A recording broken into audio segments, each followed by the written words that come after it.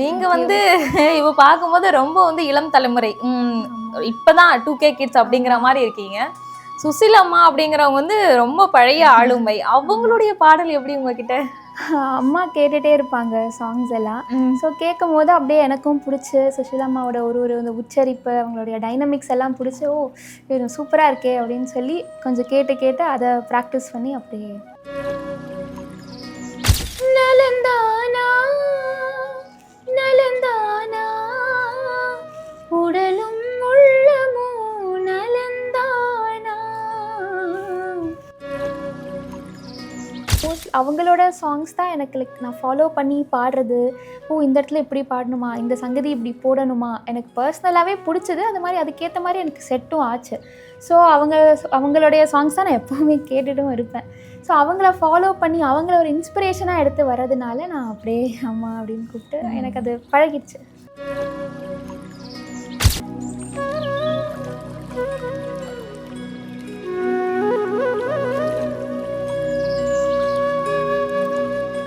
GeM தொலைக்காட்சி நேயர்களுக்கு வணக்கம். காலத்தை வென்ற பாடல்கள் நிகழ்ச்சியில இன்னைக்கு உங்களோட இணையது நாகோ விஜய் தமிழ்மொழி. காலத்தை வென்ற பாடல்கள் அப்படிங்கிற தொடர்ல இன்னைக்கு நாம யாருடைய பாடல்கள் வந்து பார்க்க போறோம் அப்படின்னா வந்து சுசிலா அம்மா. சுசிலா அம்மா குரலுக்கே வந்து ஒரு தனி ரசிகர் பட்டாளமே இருக்கு இல்லையா? அவங்களுடைய பாடல்கள் தான் காலத்தை வென்று காலத்தை கடந்து நிற்கக்கூடிய பாடல் தான் வந்து சுசிலா அம்மா பாடல். பாடலுக்கு போறதுக்கு முன்னாடி அவங்கள பத்தி கொஞ்சம் தெரிஞ்சுக்கணும் இல்லையா? அவங்கள பத்தி முழுசா நம்மளால சொல்லி முடிக்க முடியாது அப்படின்னாலும் கொஞ்சமா சொல்லணும் அப்படின்னா கூட அவங்க நவம்பர் 13ஆம் தேதி 1935 வருஷம் வந்து ஆந்திர பிரதேசத்துல வந்து அவங்க வந்து பிறந்தாங்க. அவங்களுக்கு வந்து இசை மேல வந்து அதீத ஈடுபாடு. அதனால சின்ன வயசுல இருந்தே இசை மேல அதிக ஆர்வம். ஆந்திர பல்கலைக்கழகத்துல கர்நாடக இசையில டிப்ளமோ பட்டமும் அவங்க வந்து வாங்கியிருக்கிறாங்க. தொடர்ந்து நிறைய பாடல்கள் அவங்க பாடியிருக்காங்க அப்படிங்கிறது நம்ம எல்லாருக்குமே தெரியும். 1952 வருஷம் பெற்ற தாய் அப்படிங்கிற ஒரு திரைப்படத்தின் மூலமா தான் அவங்க வந்து என்ன பண்றாங்கன்னா திரை உலகத்துக்குள்ள வந்து அறிமுகமாகறாங்க. ஏஎம் ராஜா அவங்க தான் வந்து அவங்கள வந்து அறிமுகப்படுத்துறாங்க. அதனைத் தொடர்ந்து அவங்க நிறைய பாடல்கள் பாடியிருக்காங்க. தமிழ் மட்டும் கிடையாது, தமிழ், தெலுங்கு, மலையாளம், கன்னடம் இந்த மாதிரி பல மொழிகள்ல 17,000த்திற்கும் மேற்பட்ட பாடல்களை வந்து பாடியிருக்காங்க அப்படிங்கிறது வந்து மிகப்பெரிய ஒரு விஷயம் இல்லையா? அவங்க வந்து நிறைய விருதுகளும் வந்து பெற்ற கிட்டத்தட்ட இல்ல சரியா சொல்லணும்னா 5 தேசிய விருதுகளை வந்து வாங்கியிருக்கிறாங்க. அப்புறம் கலைமாமணி விருது வாங்கியிருக்கிறாங்க. அது மட்டும் இல்லாம நம்முடைய இந்திய அரசு அவங்களுக்காக வந்து அவங்களுடைய அந்த சங்கீதத்தை வந்து மதிப்பளிக்கும் விதமா அவங்களுக்கு வந்து கௌரவிக்கும் விதமா வந்து பத்மபூஷன் விருதும் வந்து கொடுத்திருக்காங்க. அப்படின்னும் போது நம்முடைய திரைத்துறைக்கு தமிழ் திரைத்துறைக்கு கிடைத்த ஒரு பொக்கிஷம் தான் வந்து பி சுசிலா அம்மா பின்னணி பாடகி அவங்க. அவங்களுடைய பாடல்கள் அப்படின்னு எடுத்துக்கிட்டோம்னா நிறைய இருக்கு. நம்மளால அவ்வளோ தரத்தையும் வந்து சொல்லிட முடியாது. 17,000 பாடல்களுக்கு மேல பாடியிருக்காங்க. தமிழ்லயும் நிறைய ஆயிரக்கணக்கான பாடல்கள் பாடியிருக்காங்கன்னும் போது அதை நம்மளால ஒரு நாள்ல வந்து நிச்சயமா சொல்லிட முடியாது. அதுல குறிப்பிட்டு சில பாடல்கள் அதுலயும் இன்னும் குறிப்பா சொல்லணும்னா இன்னைக்கு நம்ம பார்க்க போற பாடல்கள்லாம் 1960 70க்குள்ள வந்த பாடல்களாகத்தான் இருக்க போது. அந்த பாடல்களை நான் உங்களுக்கு சொல்ல போறது கிடையாது. இன்னைக்கு சுசிலா அம்மாவுடைய பாடல்களை நம்ம கூட சேர்ந்து பாடி நமக்காக இனிமையான குரலால பாடி காட்டுறதுக்காக நம்முடைய அரங்கத்துக்கு வந்திருக்கவங்க பாடகி சன்மிதா. வணக்கம் சன்மிதா. வணக்கம். எப்படி இருக்கீங்க? நல்லா இருக்கேன். நீங்க எப்படி இருக்கீங்க? ரொம்ப நல்லா இருக்கேன். அதாவது உங்களை பத்தி நான் சொல்லணும்னா வெறும் பாடகின்னு மட்டும் சொல்லிட்டேன். ஆனா நீங்க எவ்வளவு வந்து அச்சீவ் பண்ணிருக்கீங்க அப்படிங்கறதெல்லாம் நீங்க சொல்லி நாங்க கேட்கணும் அப்படின்னு விருப்பப்படுறோம். உங்களை பத்தி சொல்லுங்க. நான் சின்ன வயசுலேருந்து 7 இயர்ஸ்லேருந்து பாடிட்டு இருக்கேன். ரெக்கார்டிங்ஸ்க்கு அப்புறம் ஆல்பம்ஸ்க்கு இன்ட்ரடியூஸ் ஆனேன். அதுக்கப்புறம் மூவிஸ் எல்லாமே. மூவிஸ் வந்து ஒரு 11 மூவிஸ் பாடியிருக்கேன். இப்போ ரீசெண்டாக சிவபுத்திரன் அப்படின்னு ஒரு மூவியில் பாடினேன். அப்புறம் பாலு அங்கிளோட பாடுற ஒரு வாய்ப்பு கிடச்சிது அண்ணாத்தே ஃபிலிமில். ஸோ நிறைய மியூசிக் டைரக்டர்ஸ் கூடயும் ஒர்க் பண்ணிகிட்டே வரேன். ஓ, அப்ப நீங்க வந்து எஸ்பிபி சார் கூடவும் பாடியிருக்கீங்க. அண்ணாத்தே ஃபிலிம். Super super. இப்ப சமயத்துல எந்த படத்துல பாடியிருக்கீங்க? அதுதான் சிவபுத்திரன். ரீசெண்டாக பாடினது அதுதான். சிவபுத்திரன். ரொம்ப சந்தோஷம். நீங்க வந்து இவ பார்க்கும்போது ரொம்ப வந்து இளம் தலைமுறை.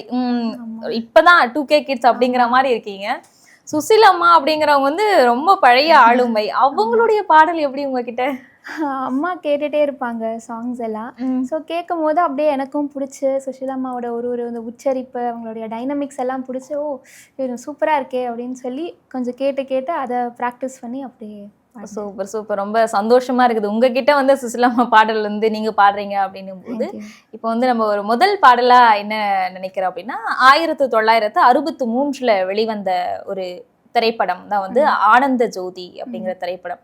அந்த திரைப்படத்துல இருக்கக்கூடிய ஒரு பாடல் கண்ணதாசனுடைய வரிகள்ல வந்து அந்த பாடல் வரும். எம்ஜிஆர் மற்றும் தேவிகா நடிச்சிருப்பாங்க. தேவிகா நடிகை தேவிகா வந்து எம்ஜிஆர் கூட சேர்ந்து நடிச்ச முதல் படமே வந்து அந்த படம் தான் இல்லையா?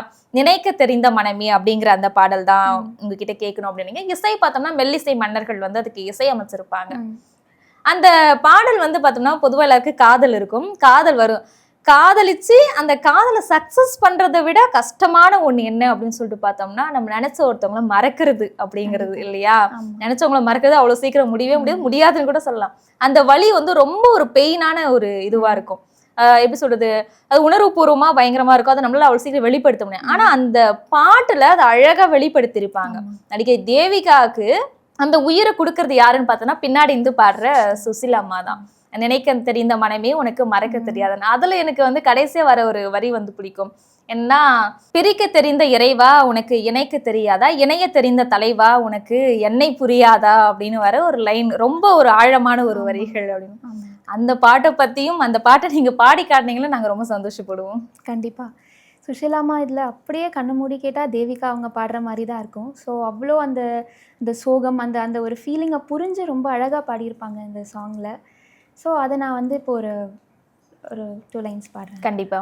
நினைக்க தெரிந்த மனமே உனக்கு மறக்க தெரியாதா, பழக தெரிந்த உயிரே உனக்கு விலக தெரியாதா, உயிரே விலக தெரியாதா, மயங்க தெரிந்த கண்ணே உனக்கு உறங்க தெரியாதா, மலர தெரிந்த அன்பே உனக்கு மறைய தெரியாதா, அன்பே மறைய தெரியாதா.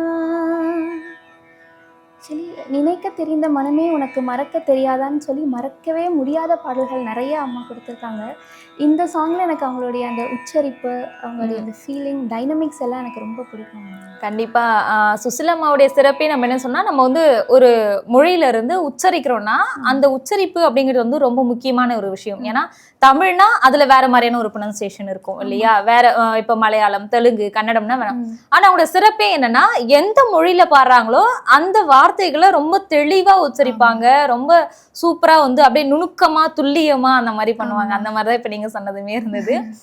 ரொம்ப மகிழ்ச்சி. அடுத்ததா வந்து ஒரு பாடல் பத்தி சொல்லணும் அப்படின்னா உயர்ந்த மனிதன் திரைப்படம். உயர்ந்த மனிதன் திரைப்படம் வந்து 1968 வெளிவந்த திரைப்படம். அந்த திரைப்படத்துல வந்து நாளை இந்த வேலை அப்படின்னு வரக்கூடிய அந்த பாடல் ஏவிஎம் ப்ரொடக்ஷன்ல இருந்து வரக்கூடிய ஒரு பாடல் அது.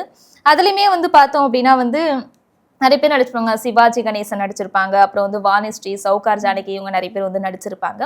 இதுக்குமே வந்து எம்எஸ்வி தான் வந்து இசை. இந்த பாடலுடைய பின்புலம் அப்படின்னு சொல்லிட்டு பார்க்கும்போது ஒரு தலைவன் தலைவி 2 பேர் இருக்கக்கூடிய அந்த அன்பு. இப்ப தலைவி வந்து என்ன பண்ணும், தலைவனை வந்து சந்திக்கணும். இப்பெல்லாம் நம்ம வந்து விரும்புறாங்க அப்படின்னா வந்து ஒருத்தவங்க சந்திச்சுக்கிறது அப்படிங்கிறது வந்து ரொம்ப ஈஸி, நினைச்சா போய் பார்த்துக்கலாம். ஆனா அப்போ அப்படி கிடையாது. அப்போ அந்த சூழல் அங்க இருக்கு. அதாவது நினைச்சா போய் பார்த்துக்க முடியாது. எப்படி பார்த்துக்கணும் அப்படின்னு சொன்னா நம்மளுக்கு இலக்கியங்கள்ல என்ன ஆகுனாக்கா தோழி மூலமா சொல்லி அனுப்பி இந்த வேலையில, அதாவது தினமும் இந்த வேலையும் சொல்லுவாங்க, அந்த வேலையில தான் வந்து சந்திக்கணும் அப்படிங்கிற மாதிரி, நாளைக்கு இந்த வேலையில தலைவன் வந்து என்னை சந்திக்கணும் அப்படிங்கிற மாதிரி அவங்க பாடுற ஒரு தலைவி பாடுற ஒரு பாட்டு. அந்த பாட்டு விடியற் காலை சூழல்ல இருக்கக்கூடிய பாட்டு. இந்த பாட்டு இன்னும் ஸ்பெஷல் என்ன அப்படின்னா வந்து சுசிலாம்மாக்கு வந்து விருது வாங்கி கொடுத்த ஒரு பாடல் வந்து இந்த பாடல் தான்.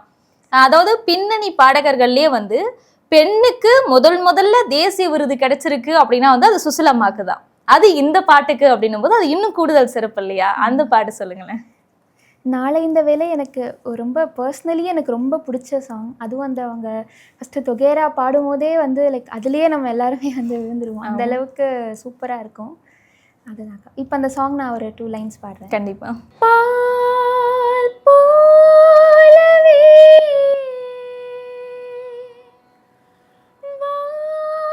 வான்மீதிலே யார் நீ காய்கிறாய்.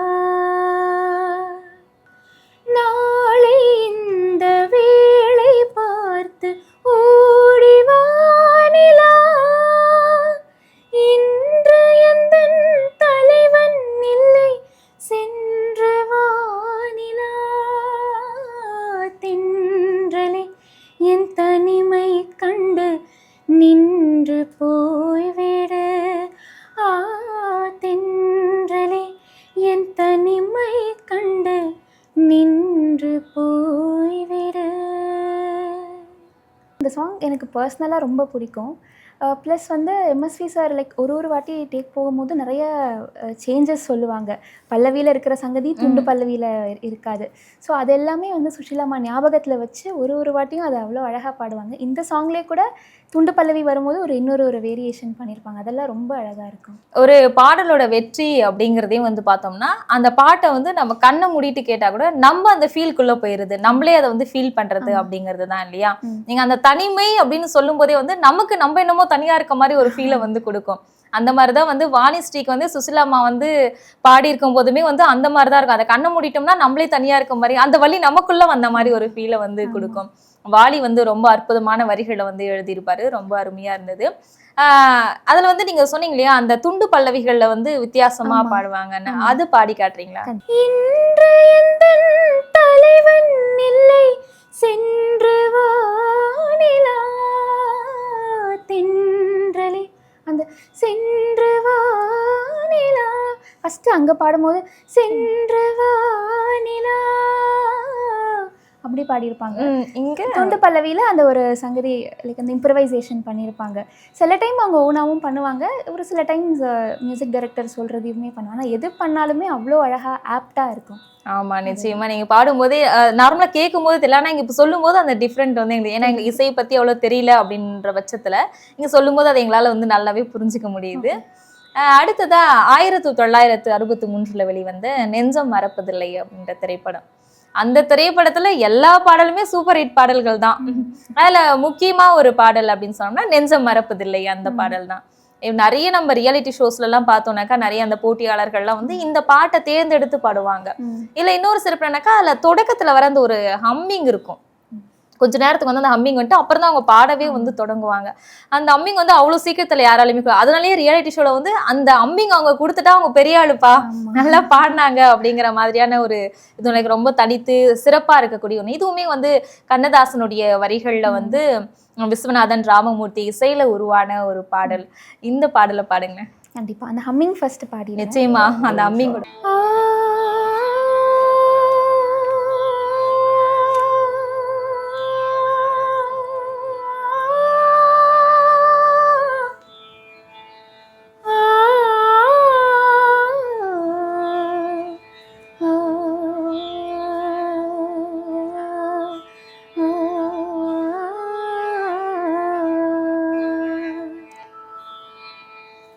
நெஞ்சம் மறப்பதில்லை, அது நினைவை இழக்கவில்லை.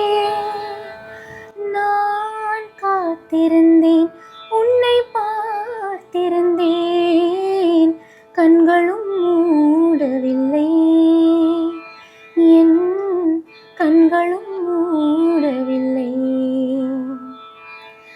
நெஞ்சம் மறப்பதில்லை,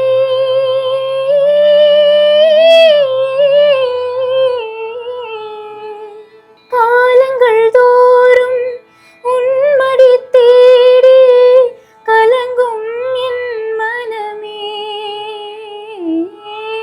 காலங்கள் தோறும் உன்மடி தேடி கலங்கும் என் மனமே. வரும் காற்றினிலும் பெரும் கனவினிலும் நான் காண்பது உன் முகமே, நான் காண்பது உன் முகமே. நெஞ்சம் மறப்பதில்லை,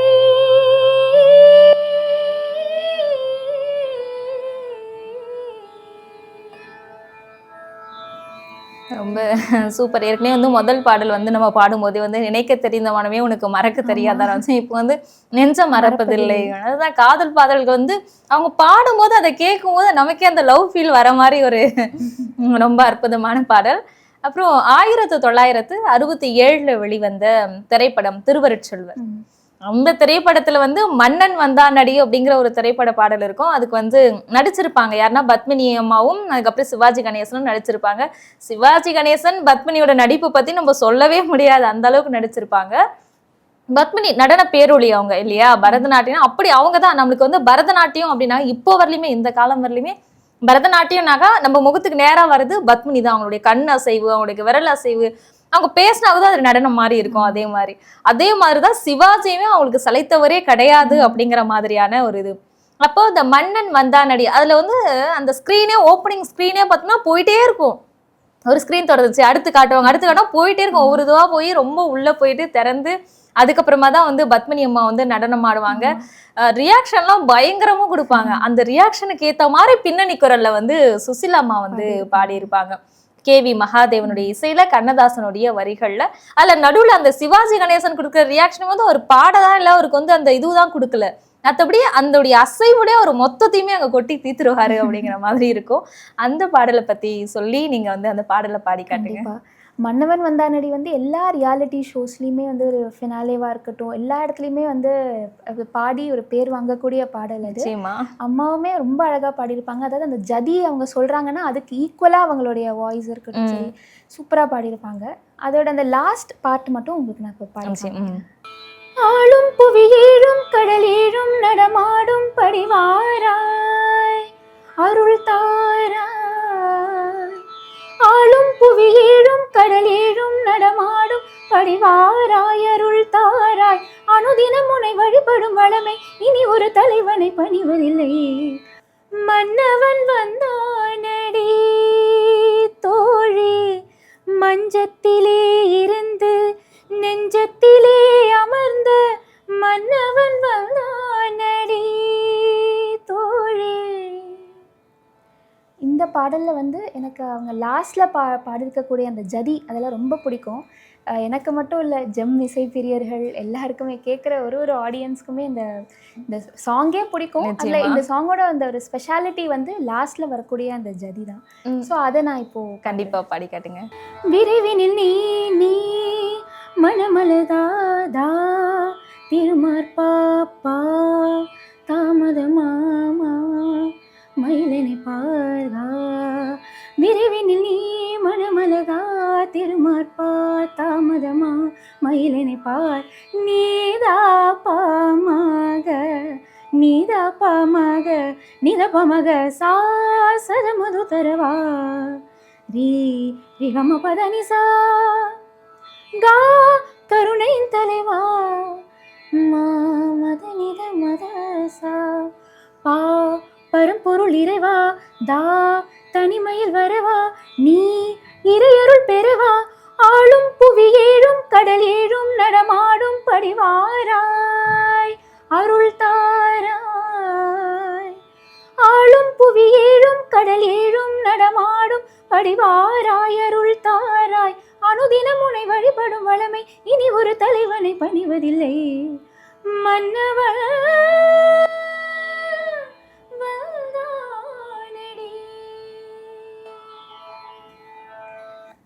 இதில் வந்து அம்மா அந்த ஜதிக்கு ஈக்குவலாக அவங்க வந்து அவ்வளோ பாடியிருப்பாங்க. லைக் அவங்க பாடுறத கேட்குறதா இல்லை அவங்க ஆடுறத பார்க்குறதா அப்படின்னு தெரியாது. அந்த அளவுக்கு இந்த சாங் அமைஞ்சிருக்கும் KV மகாதேவன் சாரோட மியூசிக்கில். நிச்சயமாக பத்மினி அம்மா ஆடும்போது நம்முடைய கண் பார்வை வந்து அப்படி கூட கொஞ்சம் கூட நகராது.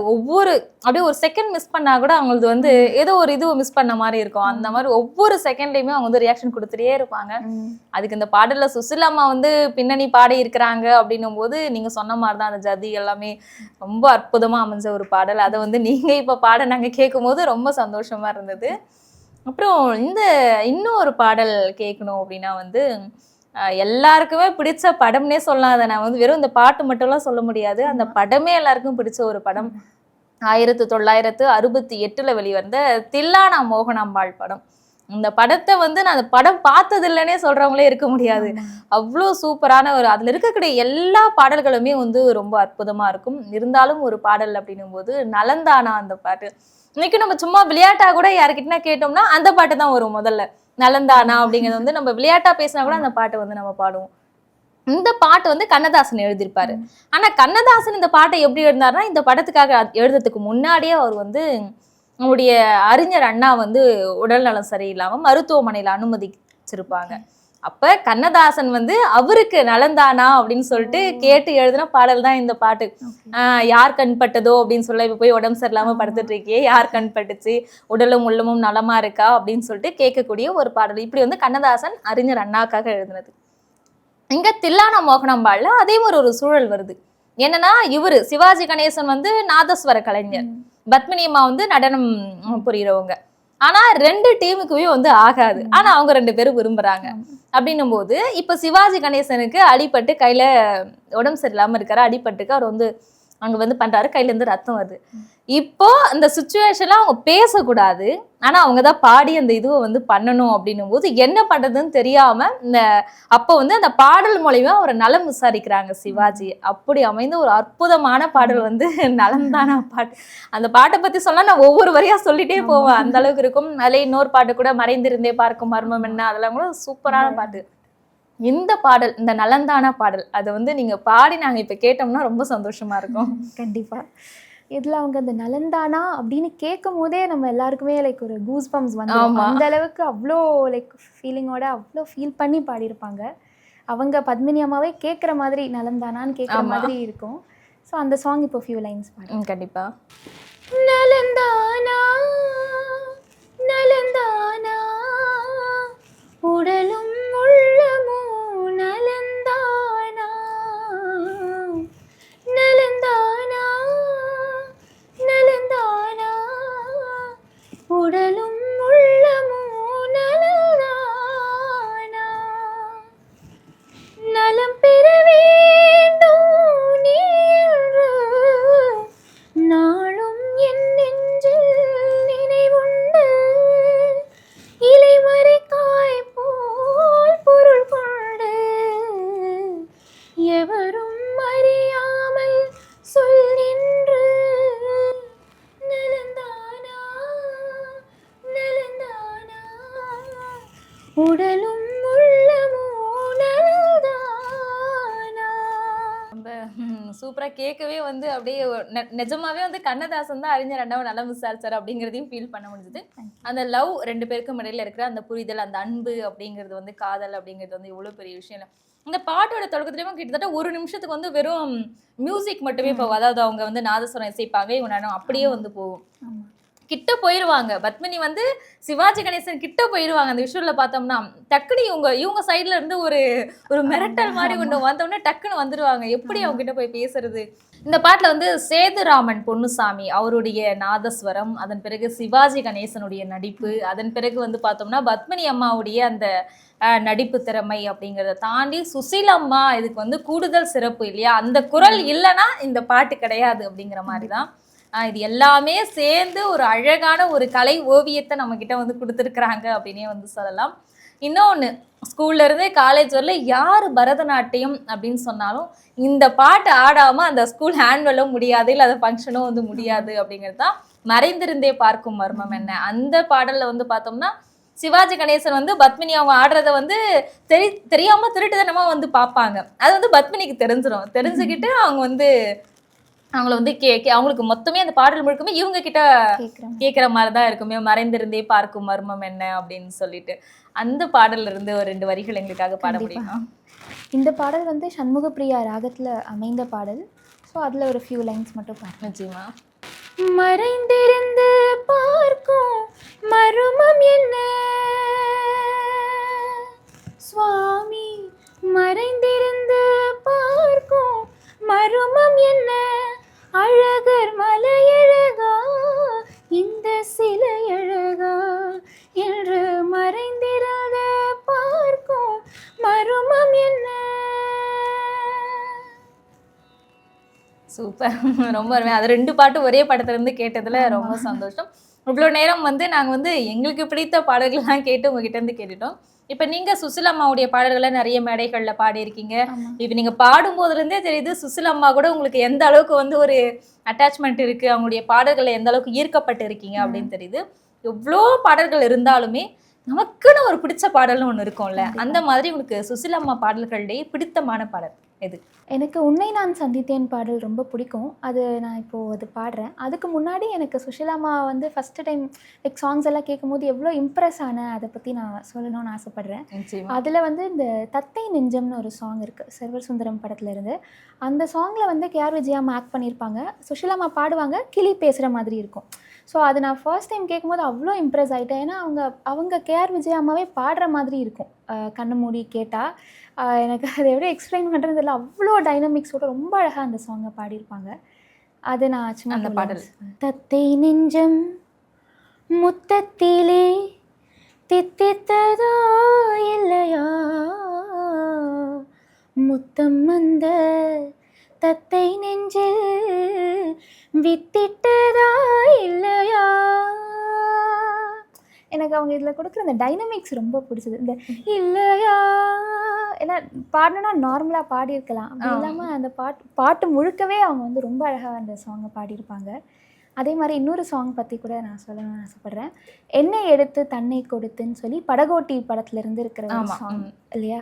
அது கூட அது எனக்கு எப்போ கேட்டாலுமே அந்த சாங்குள்ளேயே போய் எல்லாருமே போயிடுவோம். அந்த அளவுக்கு ஃபீல் பண்ணி அந்த சாங்கை பாடியிருப்பாங்க.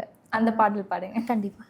என்னை எடுத்து தன்னை கொடுத்து போனவன் போனாண்டி, தன்னை கொடுத்து என்னை அடைய வந்தாலும் வருவாண்டி, ஓய் போனவன் போனாண்டி.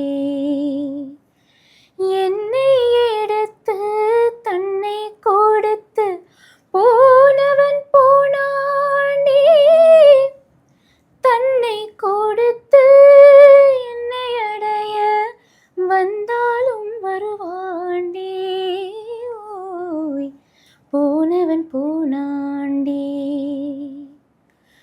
என்னை எடுத்து தன்னை கொடுத்து போனவன் போனாண்டி.